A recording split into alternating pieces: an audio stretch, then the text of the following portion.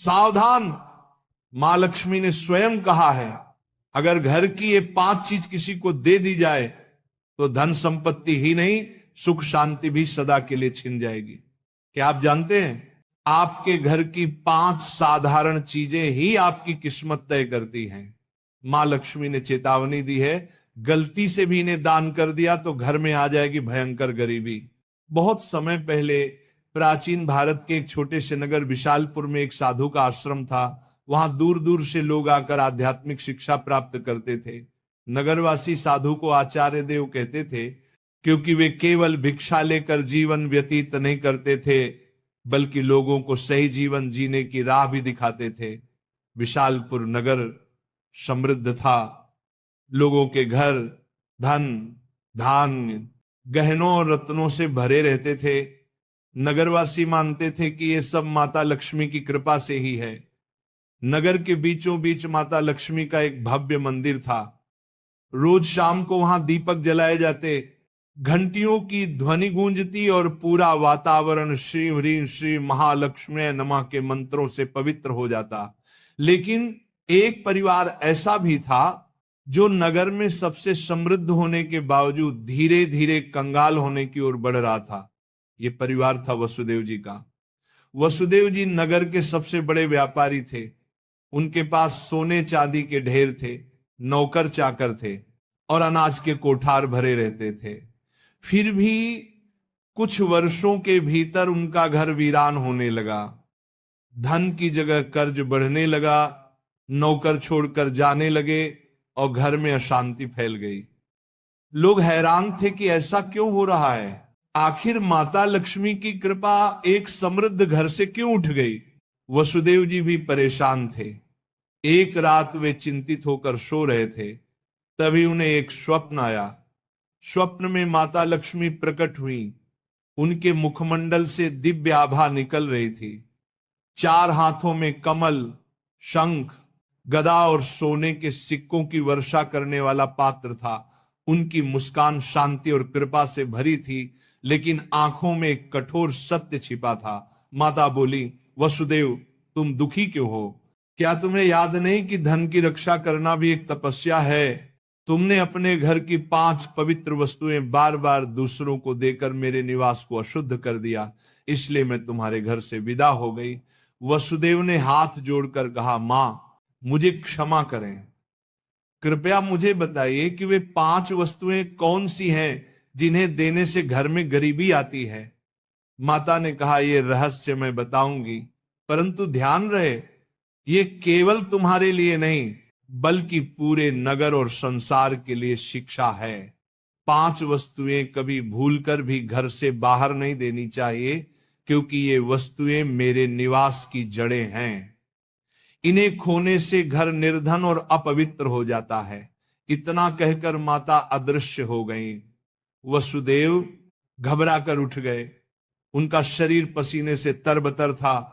अगले दिन वे भागते हुए आचार्य देव के आश्रम पहुंचे और सारी घटना सुनाई। आचार्य देव ने शांत होकर कहा, वसुदेव ये कोई साधारण सपना नहीं है, ये स्वयं लक्ष्मी का आदेश है। अब तुम्हें धैर्य रखना होगा। माता लक्ष्मी ने जो 5 रहस्य बताए हैं उन्हें समझने के लिए तुम्हें एक आध्यात्मिक यात्रा करनी होगी, तभी तुम्हें सच्चा उत्तर मिलेगा। और इस प्रकार यात्रा शुरू हुई। वसुदेव ने अपनी पत्नी सुभद्रा और बेटे माधव के साथ नगर छोड़ दिया और आचार्य देव के आदेश पर हिमालय की ओर प्रस्थान किया। रास्ते में उन्हें तरह तरह की घटनाएं घटी। एक गांव में उन्होंने देखा कि एक महिला अपने घर का चूल्हे की राख दूसरों को दे रही है। वसुदेव को तुरंत माता लक्ष्मी की बात याद आई। क्या राख की भी उनमें से एक वस्तु है? उन्होंने महिला से पूछा, बहन तुम ये राख क्यों बांट रही हो? महिला ने कहा, महाराज लोग मानते हैं कि राख खेत में डालने से फसल अच्छी होती है। वसुदेव ने सोचा, लेकिन यही तो गलती है। चूल्हे की राख घर के भोजन और अग्नि का प्रतीक है। इसे बाहर देने से घर की उन्नति रुक जाती है।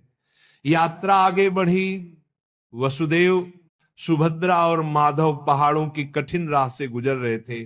एक रात वे एक आश्रम पहुंचे। वहां एक वृद्ध साध्वी ध्यान में लीन थी। साध्वी ने वसुदेव को देखकर मुस्कुराते हुए कहा, तुम्हें लक्ष्मी माता के 5 रहस्य जानने हैं ना? ध्यान से सुनो। ये पहली वस्तु है चूल्हे की राख। इसे किसी को मत दो, ये घर की लक्ष्मी को बाहर कर देती है। वसुदेव ने प्रणाम किया और रहस्य को याद कर लिया। दूसरे दिन वे आगे बढ़े। एक गांव में देखा कि लोग अपने घर से झाड़ू निकालकर दूसरों को दे रहे। वसुदेव ने आश्चर्य से पूछा, तुम लोग ऐसा क्यों करते हो? एक युवक बोला, हम मानते हैं कि पुराना झाड़ू देने से दरिद्रता चली जाती है। लेकिन तभी आकाश में गड़गड़ाहट हुई, जैसे स्वयं माता लक्ष्मी बोल रही हो, मूर्खों, झाड़ू लक्ष्मी का निवास है। ये घर की स्वच्छता और समृद्धि का प्रतीक है। इसे बाहर देने से लक्ष्मी घर से चली जाती है। वसुदेव को दूसरी वस्तु का भी रहस्य मिल गया, झाड़ू। तीसरा रहस्य उन्हें एक कुटिया में मिला। वहां एक वृद्ध साधक बैठे थे। उनके सामने दीपक जल रहा था। साधक ने कहा, बेटा, घर का जलता हुआ दीपक या उससे जली हुई लौ कभी किसी को मत दो।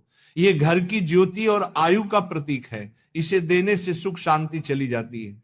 वसुदेव ने तीसरी वस्तु भी जान ली। आगे चलते चलते वे एक गांव पहुंचे। वहां एक परिवार ने अपने घर का नमक पड़ोसियों को उधार दिया। उसी रात उस परिवार के यहां कलह मच गई।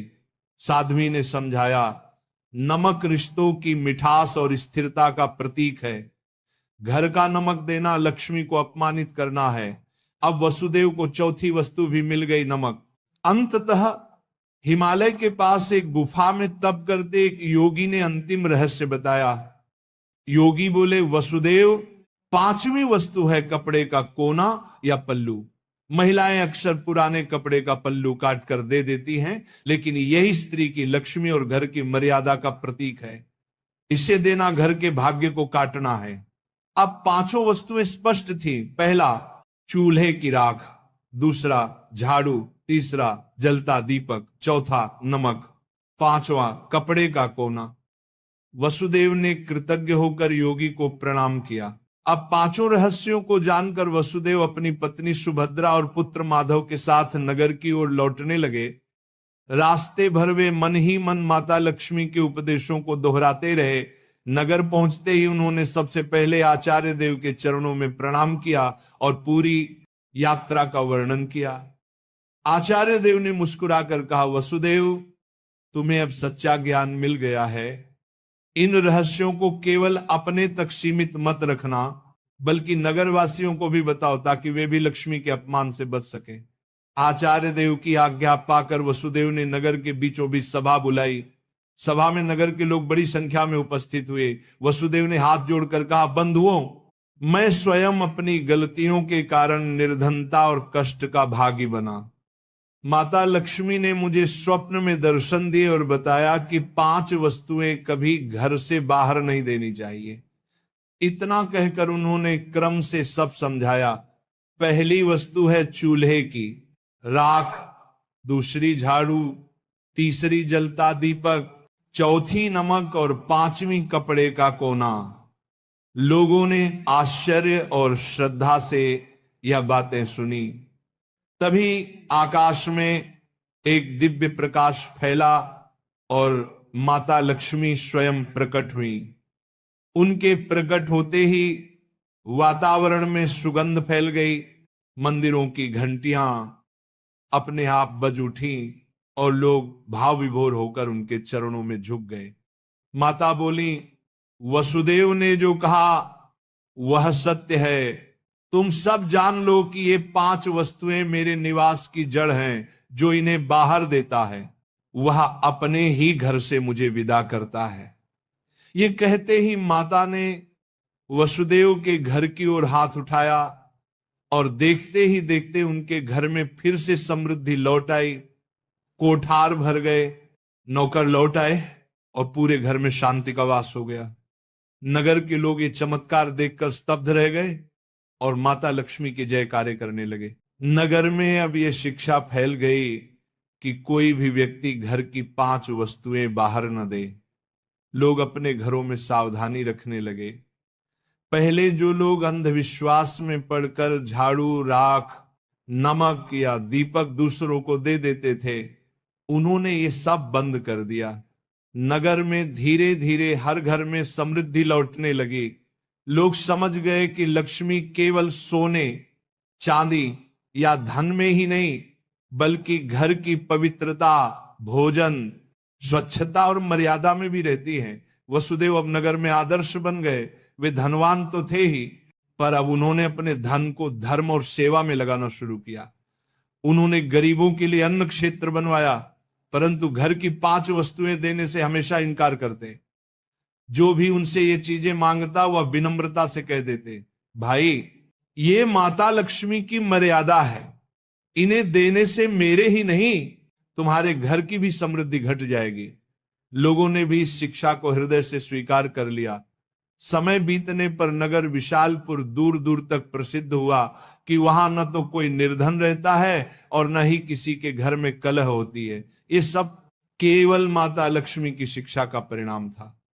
माता लक्ष्मी समय समय पर नगर में आकर वसुदेव को आशीर्वाद देती और नगरवासियों को याद दिलाती कि लक्ष्मी केवल धन की देवी नहीं, बल्कि संतुलन, संयम और मर्यादा की शक्ति है।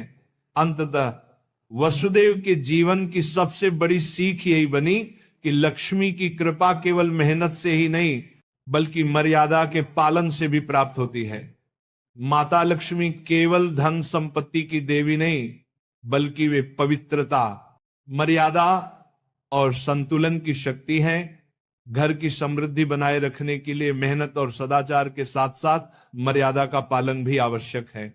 चूल्हे की राख, झाड़ू, जलता दीपक, नमक और कपड़े का कोना, ये 5 चीजें लक्ष्मी का निवास मानी जाती हैं। इन्हें घर से बाहर देने का अर्थ है लक्ष्मी को स्वयं विदा करना।